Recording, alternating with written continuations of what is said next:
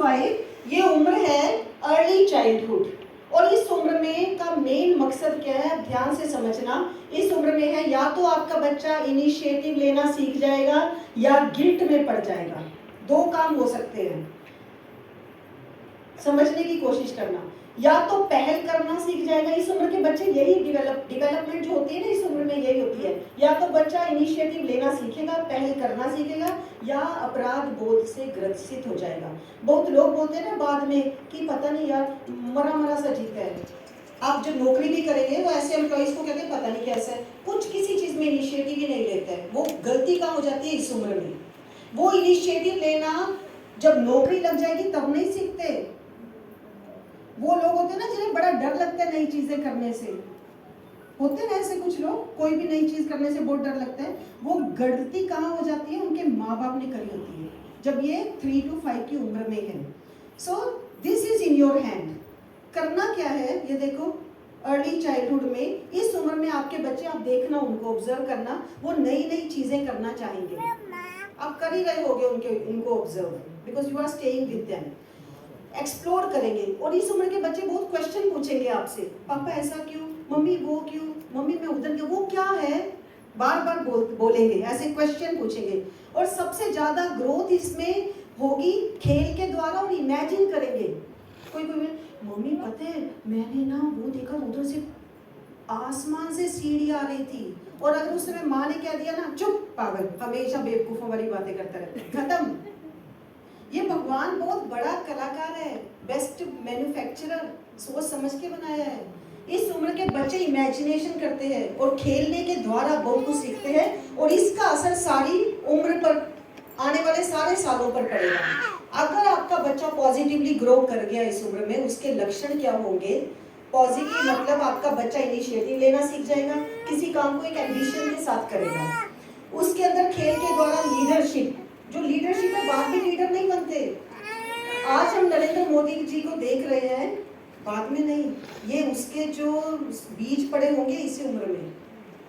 ये लीडरशिप, आप ये मत सोचना इसको मैं जब ये 18 साल का या 20 साल हो जाएगा तब सिखाऊंगा लीडरशिप। इसमें लीडर बनने के बीज बो रहे हैं, बीज पड़ रहा है इस उम्र में।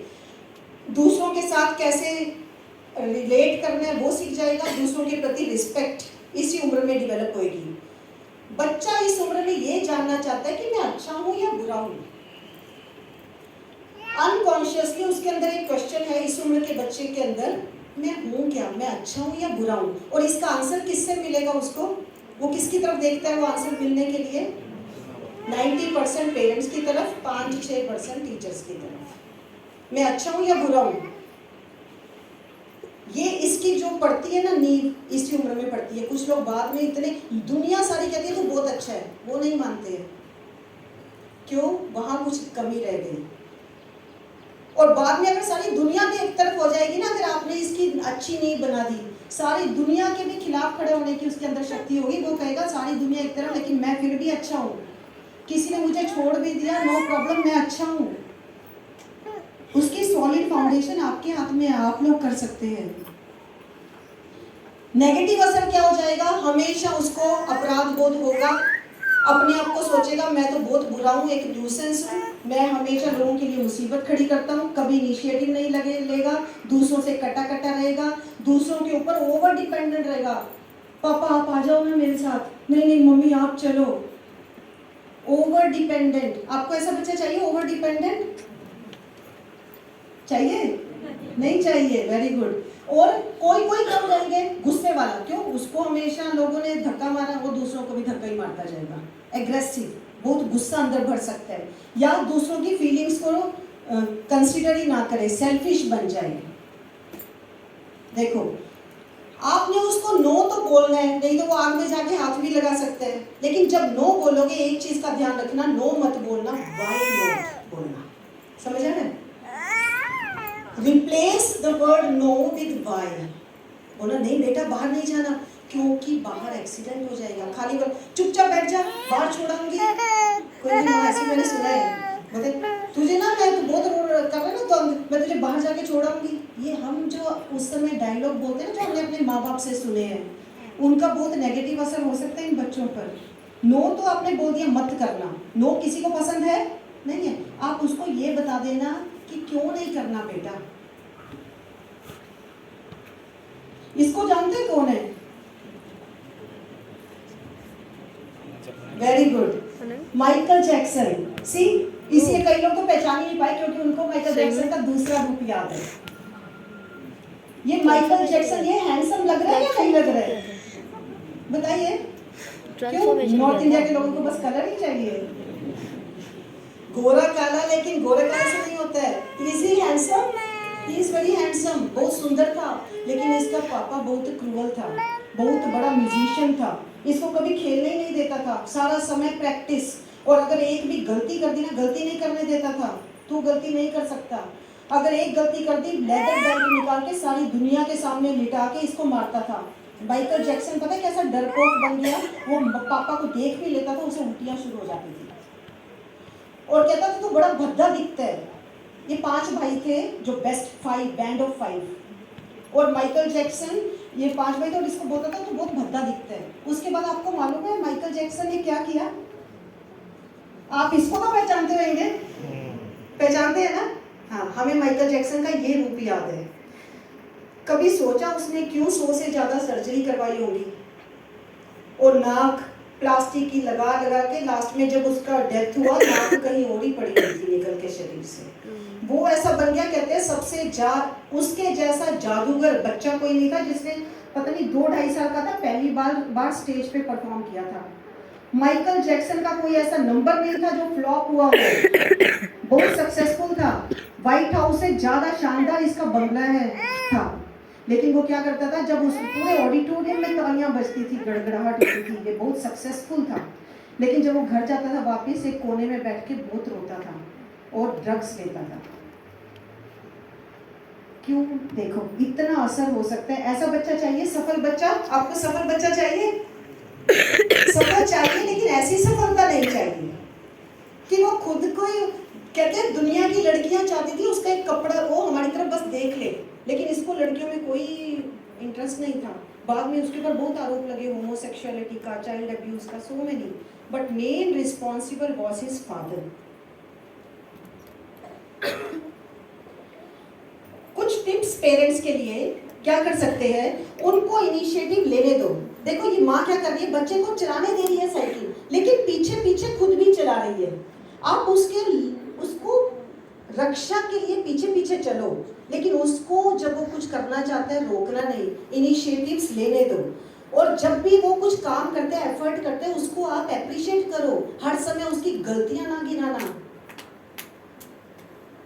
हम आजकल ऐसे ही बन गए हैं, मैं भी टीचर्स 100 काम अच्छा कर देंगे लेकिन गलती पर ही नजर चली जाती है।